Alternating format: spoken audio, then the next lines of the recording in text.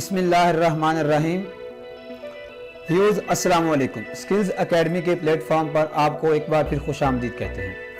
जैसा कि तमाम कैंडिडेट्स जानते हैं जिन्होंने पीपीएससी के पेपर तहसीलदार और नायब तहसीलदार के लिए अप्लाई किया था, उनको स्लिप्स जारी कर दी गई हैं। वेबसाइट पर शेड्यूल जारी हो चुका है। ये आपकी स्क्रीन पर पीपीएससी की वेबसाइट शो हो रही है और यहाँ से आप जाके अपनी डेट शीट तहसीलदार और नायब तहसीलदार के लिए डाउनलोड कर सकते हैं। व्यूअर्स, 24 तारीख को यानी 24/10 को तहसीलदार और नायब तहसीलदार के इम्तिहान का पहला पेपर, तहसीलदार और नायब तहसीलदार की पोस्ट के लिए पहला पेपर इंग्लिश का कंडक्ट होगा 24 तारीख को। तो यहाँ से आप जाके अपनी डेट शीट डाउनलोड कीजिए। तहसीलदार और नायब तहसीलदार की पोस्ट के लिए हम लोगों ने अपने चैनल पर जनरल नॉलेज के हवाले से और इंग्लिश के हवाले से पहले भी 2 वीडियोस अपलोड कर रखी हैं। सिलेबस के हवाले से एक अलग वीडियो अपलोड की, आप लोगों ने काफ़ी सराहा। इंग्लिश का चूँकि हमने पार्ट 1 शेयर किया था आपसे, जिसके अंदर 50 MCQs शेयर किए गए थे, तो आप लोगों की डिमांड पर आज उसका पार्ट 2 अपलोड किया जा रहा है। जैसा कि पिछली वीडियो के अंदर हमने आपको बताया था कि इंग्लिश पोर्शन के अंदर काफ़ी चीज़ों का अहाता किया जाएगा। आपसे सिनोनिम्स एंटोनिम्स के हवाले से क्वेश्चन होंगे। ग्रामर के अंदर काफ़ी चीज़ें आ सकती हैं। Parts of speech, passive voice, direct and indirect, इसके अलावा official terms, one word substitute वगैरह वगैरह, इन सब चीज़ों से लेके 100 क्वेश्चन होंगे आपसे। व्यूअर्स, वीडियो को आगे बढ़ाने से पहले आपको बताते चलें कि अगर आप स्किल्स एकेडमी के प्लेटफॉर्म पर नए हैं तो हमारे चैनल को अभी सब्सक्राइब कर लें, घंटी के बटन को प्रेस रखें ताकि हमारी वीडियोस आप तक बर वक्त पहुंचती रहें। व्यूअर्स, आज की वीडियो की तरफ चलते हैं। हमारा पहला क्वेश्चन है, a form of government in which power is held by the nobility. ऐसी गवर्नमेंट जिसके अंदर मुआशरे के मुमताज हैसियत रखने वाले लोग हुकूमत करें, उसको क्या कहेंगे? अनार्की तो बिल्कुल नहीं करेंगे। ऑटोनॉमी, अरिस्टोक्रेसी और democracy. Viewers, right answer is option number C, यानी अरिस्टोक्रेसी। अरिस्टोक्रेसी एक ऐसी किस्म की गवर्नमेंट होती है जिसके अंदर मुआशरे के अंदर मुमताज दर्जा रखने वाले लोग हुकूमत बना लें। Question number 2, a state, society और group governed by old people. जब उम्र रसीदा लोग, तजर्बाकार उम्र रसीदा लोग गवर्नमेंट में आए और रूल करें तो इस किस्म की गवर्नमेंट को क्या कहेंगे? इस किस्म की गवर्नमेंट को व्यूअर्स गेरेंटोक्रेसी बोलेंगे। ऑटोनॉमी, डेमोक्रेसी, अरिस्टोक्रेसी हरगिज नहीं कहा जाएगा, गेरेंटोक्रेसी कहा जाएगा। ये कुछ टर्म्स हैं जो इस वीडियो के अंदर शामिल की गई हैं। ये वन वर्ड सब्स्टिट्यूट भी हैं और कुछ इंग्लिश में से ऐसे वर्ड्स लिए गए हैं जिनका मीनिंग आपको आना चाहिए, वोकैबुलरी वगैरह आपकी इंप्रूव होनी चाहिए। Question number 3, a system of government by the whole population or all the eligible members of a state, typically through elected representatives। तो जाहिर सी बात है, जब लोग किसी अपने नुमाइंदों को चुनेंगे, अपने नुमाइंदों को चुनकर हुकूमत में लेकर आएंगे, तो ऐसे सिस्टम को हम डेमोक्रेसी बोलेंगे। यानी a government by the people and for the people, यानी कि लोग अपने लिए अपने नुमाइंदे चुनते हैं, तो जब वो रिप्रेजेंटेटिव्स को इलेक्ट करेंगे तो इसे डेमोक्रेसी बोलेंगे। Option A is the right answer. Question number 4 है, a building containing tanks of live fish of different species. ऐसी बिल्डिंग या ऐसा बिल्डिंग का ऐसा हिस्सा जिसके अंदर मछलियां वगैरह की मुख्तलिफ स्पीशीज को रखा जाता है, तो ऐसी जगह को व्यूज हम एक्वेरियम बोलते हैं। Option D is the right answer. आप लोगों ने अक्सर इस तरह का एक्वेरियम देखा होगा जिसके अंदर खूबसूरत किस्म की मछलियां तैर रही होती हैं। एवियारी, एजाइलम, एरिना, ये ऑप्शंस दुरुस्त नहीं हैं। क्वेश्चन नंबर 5 है, a piece of enclose land planted with fruit trees. एक जमीन का ऐसा हिस्सा जो बाहर से बंद हो और उसके अंदर फ्रूट जब हम उगाते हैं तो ऐसे हिस्से को हम ऑर्चर्ड बोलते हैं। Option B is the right answer. Question number 6 is, a large gathering of people of a particular type. एक खास किस्म के लोगों का जब इकट्ठ हो, अ लार्ज गैदरिंग, जब उनका इकट्ठ हो, ग्रोह हो, तो उस ग्रोह को हम क्या बोलेंगे? Option number A is the right answer, बेवी बोलेंगे इसे, बेवी। यानी कि आप लोगों की इंग्लिश की वोकैबुलरी अच्छी होनी चाहिए, आपको मुश्किल अल्फाज के मीनिंग भी आते हों। Question number 7 is one who does not believe in the existence of God, वो बंदा जो खुदा के होने पे यकीन ना रखता हो, मुल्हद जिसे हम उर्दू में बोलते हैं, तो इंग्लिश के अंदर उसे बोलते हैं एथिस्ट। एथिस्ट बोलते हैं, जिसे अनार्किस्ट, एस्केटिक और एपोस्टेट नहीं बोलते, एथिस्ट बोलते हैं। आप में से काफी लोग आप लोगों ने ये टर्म, काफी लोगों ने पहले ये टर्म सुन रखी होगी, पढ़ रखी होगी। Question number 8 is one who does not express himself freely, एक ऐसा शख्स जो अपने आप को खुल कर बयान ना कर पाए, ज्यादा फ्री ना होता हो किसी से, तो इसे हम बोलते हैं, और ऐसे शख्स को हम बोलते हैं introvert. Introvert, option C is the right answer. Question number 9 is killing of one person by another, जब किसी एक शख्स को कोई दूसरा शख्स कत्ल कर दे तो उसे सुसाइड तो बिल्कुल नहीं बोलेंगे। फिलिसाइड होता है जब कोई रिश्तेदार अजीज किसी को कत्ल कर दे, या किसी की बेटी को, किसी के बेटे को। और जेनोसाइड होता है व्यूअर्स जब एक लार्ज स्केल किलिंग हो किसी खास नस्ल की, जैसे कश्मीर के अंदर नस्ल कुछ की जा रही है मुसलमानों की, तो जेनोसाइड बोलेंगे। लेकिन यहाँ पे हमसे पूछा गया है killing of one person by another, तो ये होमिसाइड कहलाता है। She as well as her sister is engaged, तो यहाँ पे जो एज वेल एज है ये क्या है, एडवर्ब है, एडजेक्टिव है, प्रेपोजिशन है या कंजंक्शन है? तो व्यूज ये कंजंक्शन है। जब दो चीजों को आपस में जोड़ा जाता है तो उसे हम कंजंक्शन बोलते हैं। She as well as her sister is engage, वो और उसकी बहन भी दोनों एंगेज हो गई हैं, उनकी मंगनी हो गई है। This politician is notorious for corruption, यहाँ ब्रैकेट के अंदर जो वर्ड दिया गया है फॉर, ये क्या है? तो ये तो आसान सा क्वेश्चन है व्यूज, ये प्रेपोजिशन है। ये टू, फॉर, ऑन वगैरह वगैरह ये प्रेपोजिशंस होती हैं। Question number 12 is justice delayed is justice denied, ये प्रोवर्ब है जिसका मतलब ये है कि जब इंसाफ में ताखीर की जाती है, इंसाफ वक्त पर नहीं मिलता, तो ये किस्म की बेइंसाफी है, ये इंसाफ नहीं होता जब वो इसमें ताखीर की जाती है। तो यहाँ पे जो जस्टिस है ये एक नाउन है, justice delayed is justice denied, ये वर्ब, प्रोनाउन या आर्टिकल हरगिज नहीं है, ये नाउन है। Question number 13 is it was raining yesterday so we dash out, did not go, did not went, would not go, would not gone. Views ये past indefinite का sentence है, माजी करीब के अंदर। इट वाज रेनिंग यस्टरडे, कल बारिश हो रही थी। इट वाज रेनिंग यस्टरडे, असल में दो तरह के टेंस यूज हुए हैं। यहाँ स्टार्ट के अंदर पास्ट कंटिन्यूस है और एंड के अंदर दूसरे पार्ट में पास्ट इंडेफिनिट है। So we did not go, जब डिड आ जाएगा तो फिर हम वर्ब की फर्स्ट फॉर्म लगाएंगे। Option A is the right answer. Question number 14 is if the camera was working, अगर कैमरा काम कर रहा होता, वी डैश अ मूवी, हम एक मूवी बना चुके होते, हम एक मूवी बना लेते, हम इस काबिल होते हुए मूवी बना लेते। Could made, could make, could made, would made और वुड मेक। व्यूज इस किस्म की सिचुएशन में हम कुड का वर्ड लगाएंगे। जब कुड लगाएंगे तो फिर आपने फर्स्ट फॉर्म लगानी है। If the camera was working we could make a movie. उम्मीद है मेरी बात आपको समझ आ गई होगी। Question number 15 is she is looking for a job in dash electronic और प्रिंट मीडिया। जब भी व्यूअर्स दूसरे हिस्से में और आए तो पहले हम आइदर लगाएंगे, और जब यहाँ पे नॉर आए तो फिर यहाँ पे हम नाइदर लगाएंगे। तो क्वेश्चन 15 का राइट आंसर जो है वो option number D, either. Next question is one day people dash to move, एक दिन लोग, जाहिर सी बात है यहाँ पे जो मीनिंग बन रहा है वो ये कि चांद पर जाएंगे। One day people will travel to moon, चांद पर जाएंगे, उम्मीद की जा सकती है, साइंस तो वैसे ही कहती है। Option C is the right answer. Question number 17 है our team played dash, bad, badly, good, well done. तो व्यूज यहाँ पे एडवर्ब आएगा, यानी कि जिसका वर्ब से ताल्लुक बनेगा। हमारी टीम बुरा खेली, बैड नहीं आएगा, बैडली आएगा, एल वाले साथ ऐड करेंगे, एक एडवर्ब बनेगा यहाँ पे हमारा। Question number 18 is Fatima, Umma and I dash friends. अब व्यूज काफी लोगों को ये चीज कंफ्यूज करती है कि जब ये तीन तरह की चीजें सब्जेक्ट की आ जाएं, फिर हमने यहाँ पे हेल्पिंग वर्ब कौन सा लगाना है, am, was, are, been. Fatima, Umma and I. अब चूंकि ये ज्यादा हैं तो आपने आई को देखते हुए एम नहीं लगा देना, आपने यहाँ पे आर ही लगाना है। तीन लोग हैं, Fatima, Umma and I are good friends. He devotes much of his time dash for the future, to planning, to plan, plan, planning. he devotes much of his time to planning for the future।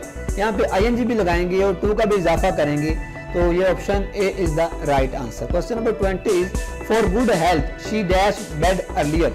यहाँ पे suggestion दी जा रही है, जब suggestion दी जाती है यानी जिसको कोई किसी काम पर जोर दिया जाता है तो या तो शुड आएगा या मस्ट आएगा। यहाँ पे हमारे पास मस्ट की ऑप्शन ही नहीं है, तो for good health she should तो आना ही आना है, आगे गो भी आएगा, शी शुड गो, और साथ कोई अपने प्रपोजिशन भी ऐड करनी है तो टू भी लगेगा, she should go to bed earlier. Option B is the right answer.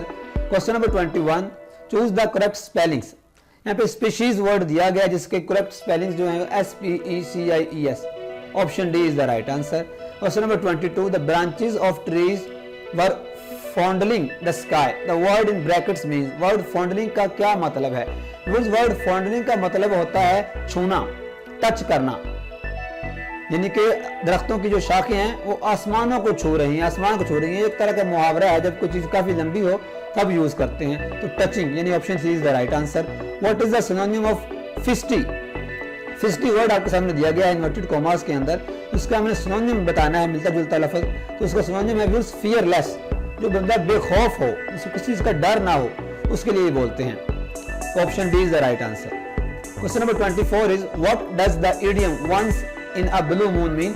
Once in a blue moon का मतलब होता है व्यूज ऐसा वाकया कोई जो कभी कभार होता हो, बार बार ना होता हो।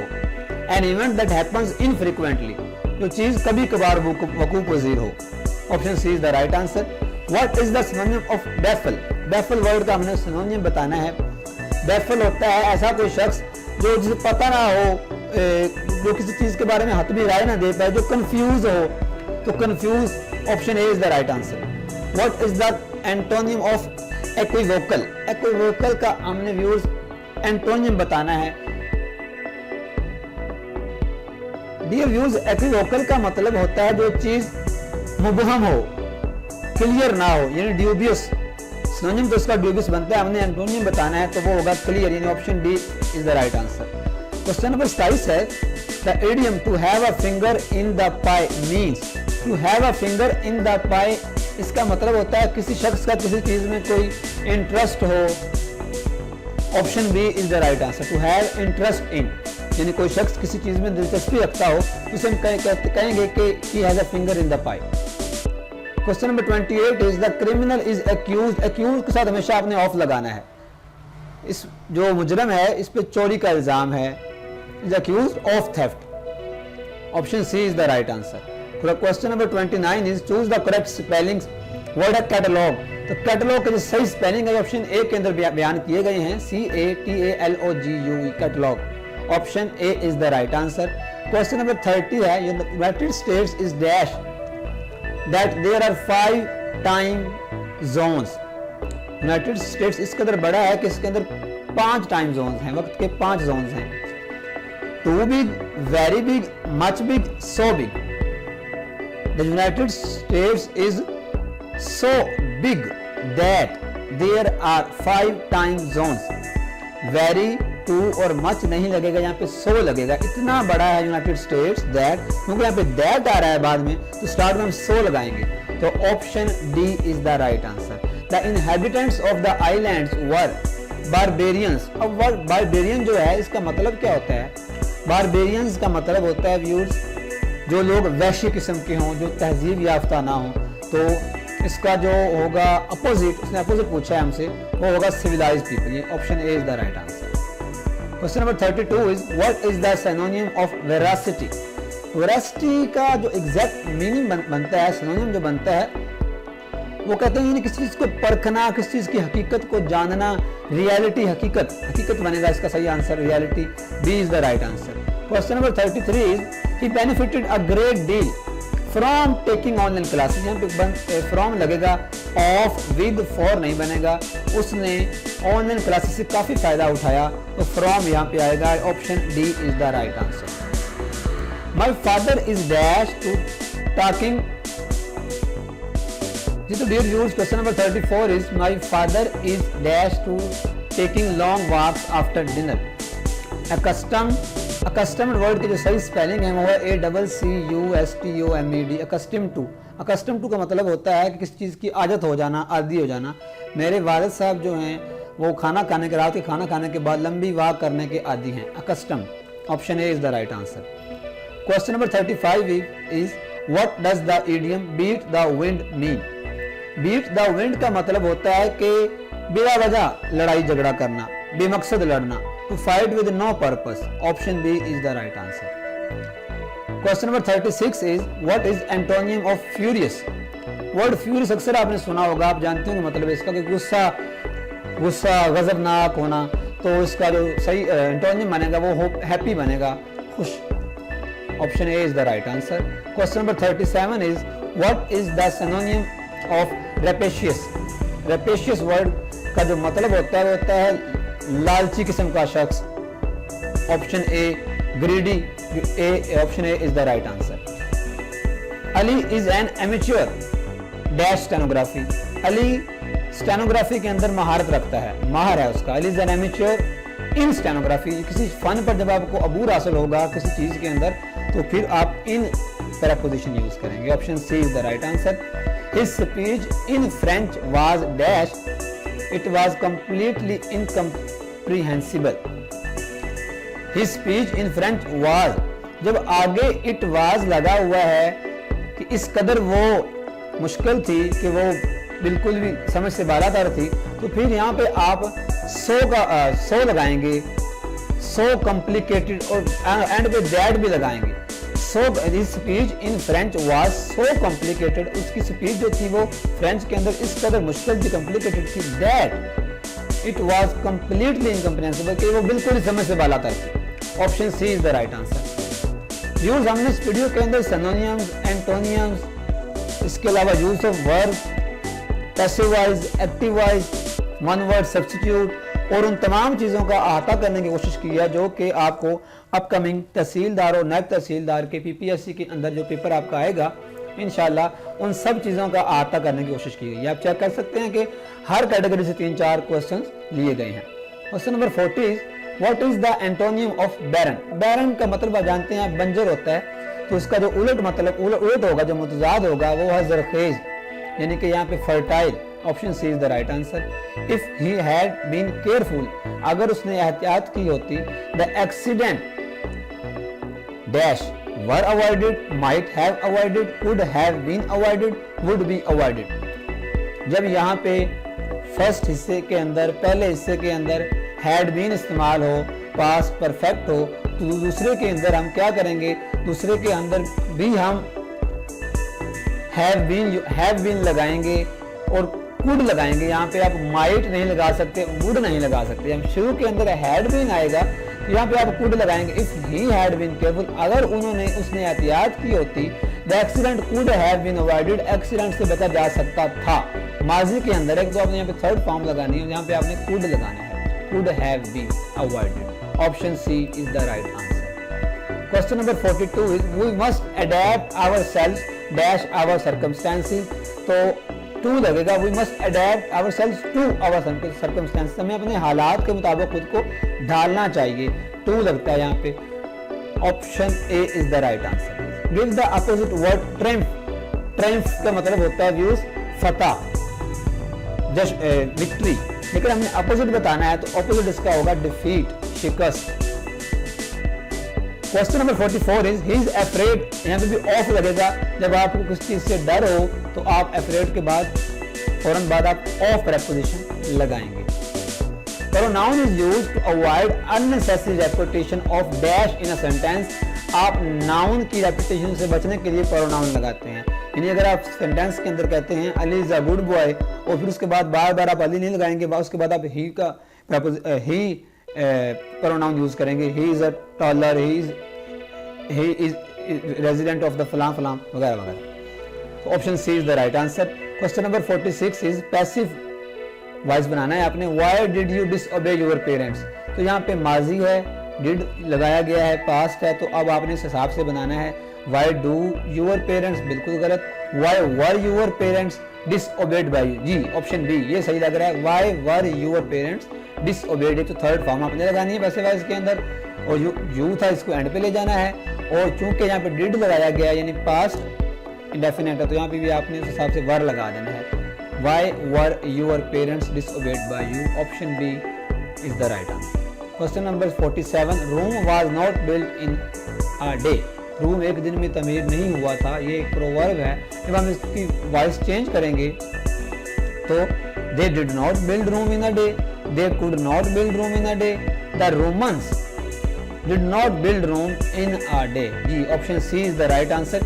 यहाँ पे अब आपके पास थोड़ा सा क्लियर नहीं हो रहा यहाँ पे कि कौन लोग हैं जिन्होंने रूम बनाया था, तामीर किया था, तो डेफिनेटली वो रोमन्स थे। The Romans did not build Rome in a day. जब डिड आ जाता है तो वो आपने वर्ब की फर्स्ट फॉर्म लगानी है, बिल्ड नहीं लगाना। Option C is the right answer. You must obey your parents, change the voice, ये भी पैसिव वॉइस बनाना है हमने। You must obey your parents must be obeyed by you, must be obeyed, must से be लगाना है आपने और साथ आपने थर्ड फॉर्म लगानी है, और यू को एंड पे जब लाएंगे तो यू ही आएगा, तो option C is the right answer. अब आखिर के अंदर दो डायरेक्ट सेलेक्ट किए गए हैं। David said to Anna, Mona will leave for her native place tomorrow.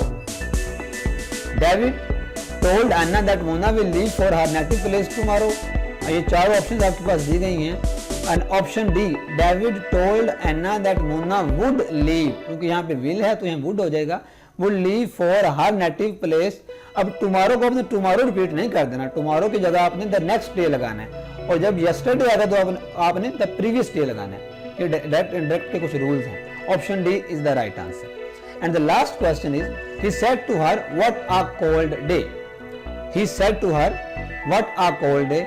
अब चूंकि एक्सक्लेमेशन का साइन आ रहा है तो अब आपने एक्सक्लेम का वर्ड यूज करना है। He exclaimed that it was क्यों लगाया, क्योंकि शुरू के अंदर ये पास्ट है, सेड है तो पास्ट यहाँ पे वाज हो जाएगा। It was a very cold day. Option D is the right answer. तो व्यूअर्स, आज की वीडियो के अंदर हमने अपकमिंग तहसीलदार और नायब तहसीलदार का जो पर्चा अव्वल है, इंग्लिश का जो पर्चा है, जो 24/10 को कंडक्ट हो रहा है, उसके हवाले से पार्ट 2 हमने ये वीडियो बनाई है, पार्ट 2 बनाया है उसका। पार्ट 1 के अंदर हमने पहले 50 क्वेश्चन अपलोड कर दिए थे। आप लोगों ने वीडियो को काफ़ी सराहा। अगर आपको हमारी ये वीडियो पसंद आए तो ज़रूर अपने कमेंट्स के ज़रिए हमें आगाह कीजिएगा। अगर इसके अंदर आपको कोई खामी नज़र आती है फिर भी हमें ज़रूर आगाह करें, ताकि नेक्स्ट टाइम हम इसके अंदर इम्प्रूवमेंट ला सकें। स्किल्स अकेडमी का प्लेटफॉर्म आपको जॉब रिलेटेड वीडियोज़ भी प्रोवाइड करता रहेगा, इन्फॉर्मेशन प्रोवाइड करता रहेगा, अपकमिंग जॉब्स के हवाले से, प्रिपरेशन के हवाले से मटेरियल प्रोवाइड करता रहेगा। इसके अलावा अगर आप स्टूडेंट्स हैं इंटरमीडिएट के, ग्रेजुएशन के या मास्टर्स के, तो उन तमाम सब्जेक्ट्स की हमने कैटेगरीज अपने चैनल पे बनाई हैं। उन तमाम कैटेगरीज के अंदर आपको वीडियोस मिलेंगी और आपके लिए इंशाल्लाह काफ़ी हेल्पफुल साबित होंगी। तो व्यूअर्स, अगली वीडियो तक के लिए आपसे इजाज़त चाहूँगा। Best of luck for the upcoming paper. Allah हाफिज़।